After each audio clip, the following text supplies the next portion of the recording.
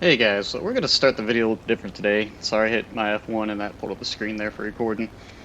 This isn't going to be about any plane in particular. Today we'll be talking a little about OP stuff. Probably be the last thing I talk about on it.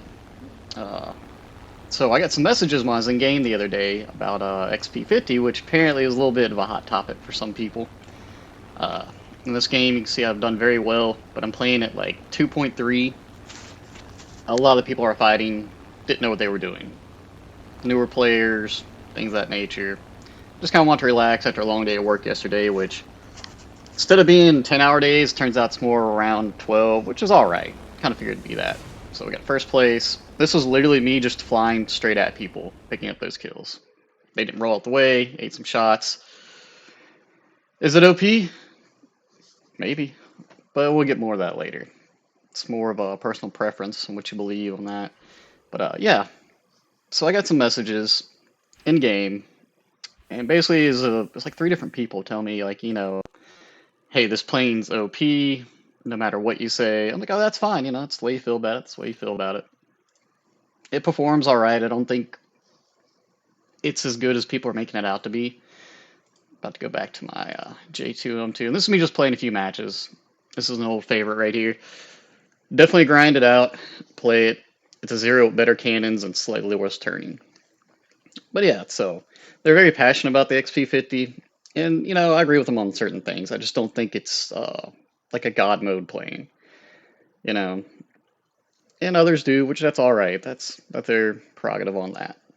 But it was kind of funny because one person, I think it was like I was in a match for like 23 minutes, got out, and it was just a slew of paragraphs explaining to me why this is the best plane in the game, etc., etc.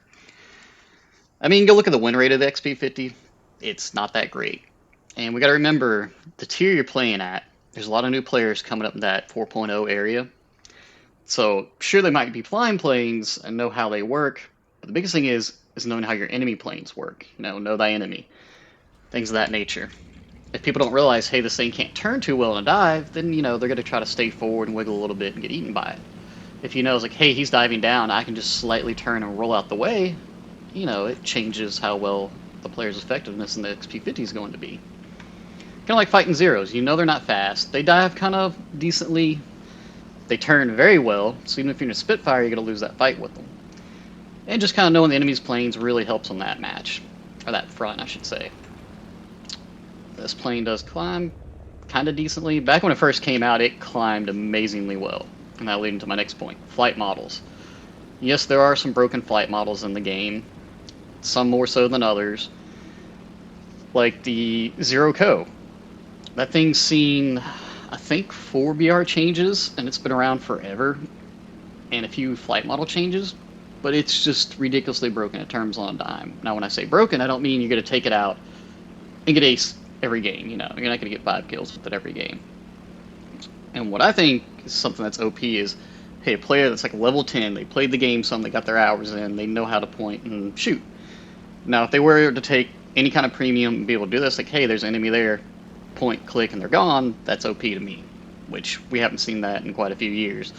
Now, that's not talking about jets. Jets are a whole other slew of junk, and it's really Missile Thunder once you get past, was it 8.0, that area. But it's just kind of fun to hear what other people's thoughts were on things they think are powerful. And this is more of a rambling video, so it will be a bit of a longer video. Just kind of dragging it out, talking, chilling. And yeah, there's a guy he does Beer Thunder. His name's Penguins or something, and he's basically drinking while playing a match, and he will scoop up 7-8 kills sometimes. And he's not really that great of a player. He just knows what the enemy planes can do and where he needs to be and what he needs to watch out for.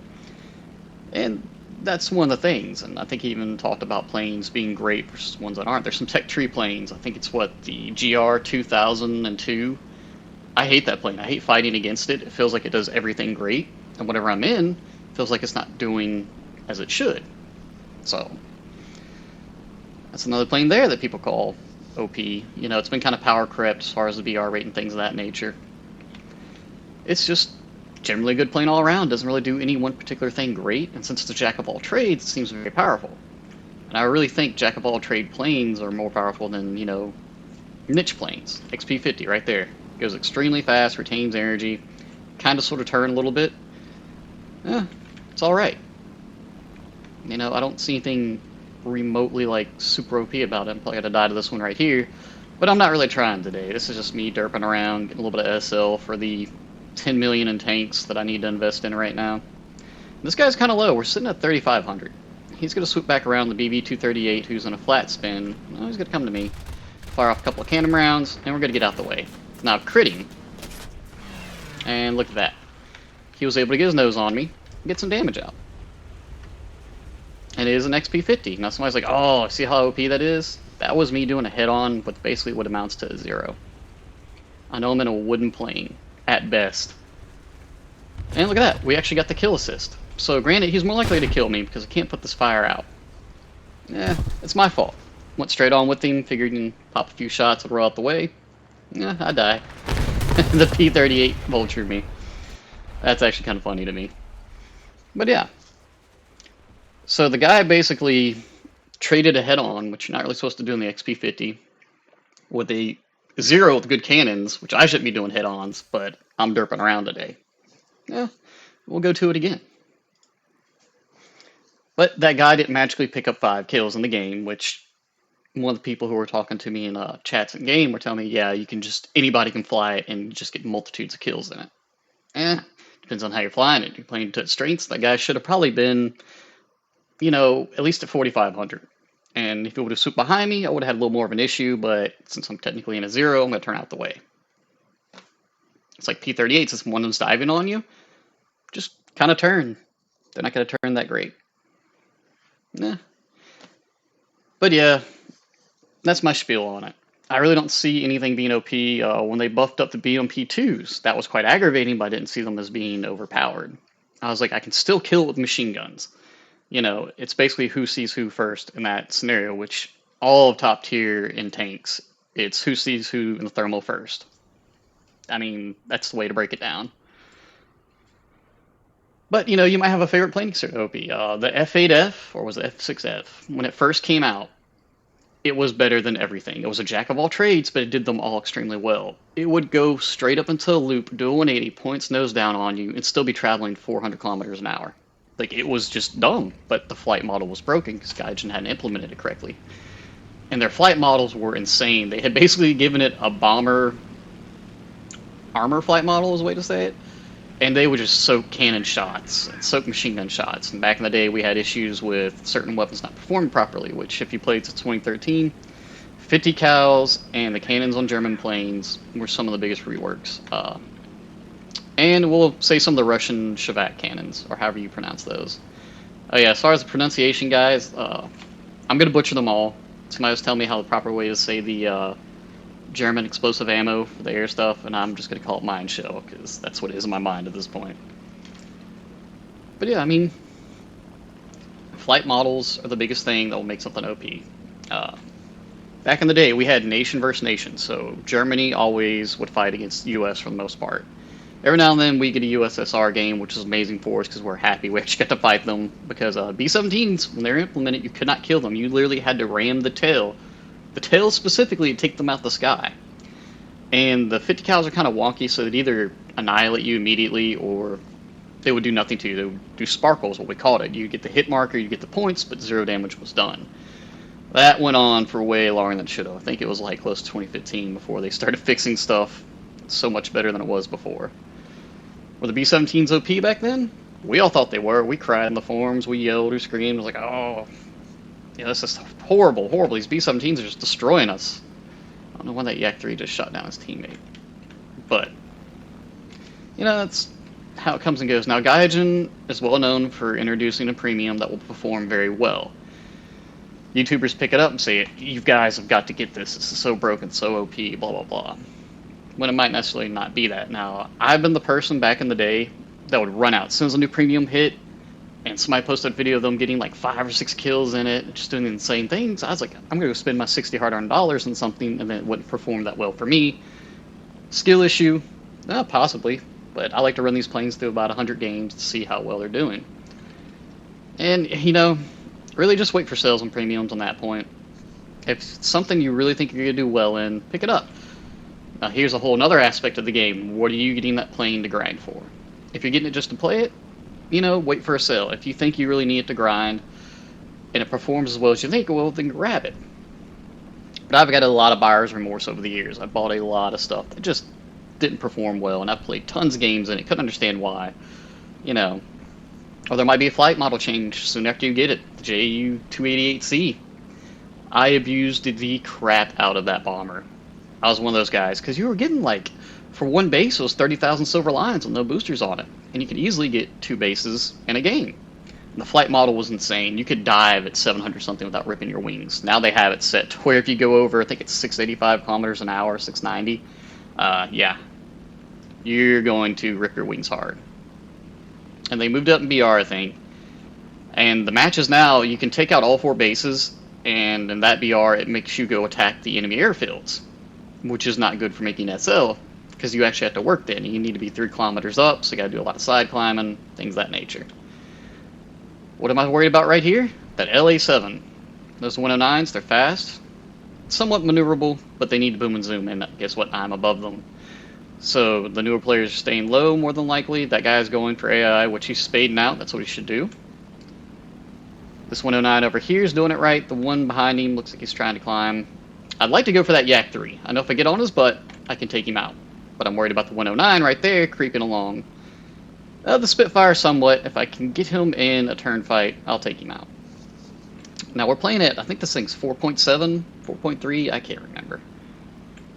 So there might be some newer players in here spading out the aircraft, like that 109 down there. There's no real reason to go for enemy ticket points right now unless you're trying to spade. We need to dive and turn before the Spitfire gets his nose on us. Turn a little bit, he's probably going to go straight up and try to follow me. But yep, he's behind me. Get this 109, I'm going to roll out the way. So I'm playing to this thing's strengths. It doesn't go too fast, but it handles very well. I think I can actually outrun the Spitfire. I want to say one of the variants is faster than this thing. So the 109F is going to keep up with me. He wants to play. Well, that's up to him. He got a few hits in. Nothing I can't handle. More worried about the Spitfire. And we're just going to slowly drag him down. Spitfire staying on me. That's fine. Go up underneath him again. Now these guys are losing a lot of altitude, so I may die here. But as far as my team's concerned, they'll be easy pickings for later. Combat flaps. And we're just going to keep spiraling down. I think I might actually be in a 5.7 game because that particular model of Spitfire has a very good flight model. And we're just going to keep playing this game where we're going to go low.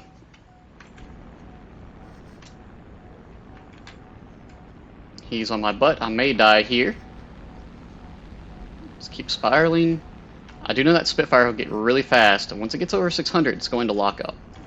Yep, straight behind me. That's fine. We're just kind of tapping our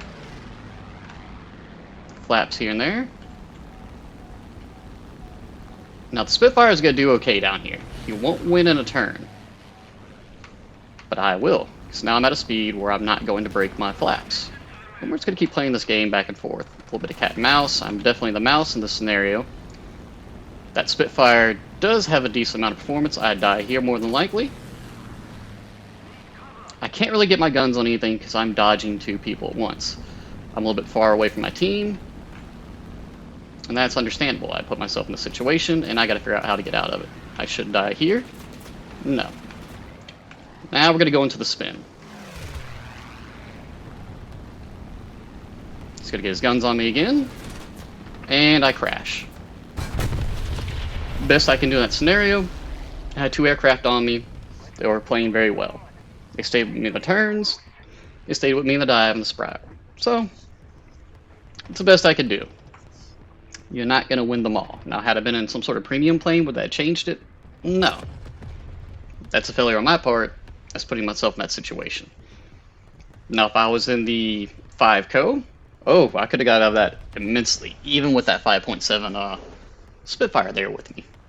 If I would have recognized what it was before I decided to commit to that, I more likely would have lived and got the 109. Because generally that would have been my target. Because I know it's going to be a little bit faster than the Spitfire, but that model gets extremely fast, and it does handle very well. It's able to keep up with me. And that's pretty much it for what I had to say today. I'll be putting out some more videos. As far as personal preference, guys, I'm okay with whatever y'all choose. If something's powerful to you, well, it's powerful to you. Said, maybe I'll get different views on it. And I'm just derping off today. Not really doing a whole lot. So you can see I played 2 matches, got an assist in 1 match. I'm just kind of driving around today. Later on, I'll probably put a Pacino 2 video, because that's actually been really fun. Is it powerful? It's got a decent gun. It's basically a sniper. Is it broken? Nah. Nothing really is at the end of the day. Alright guys, I'll catch you next time.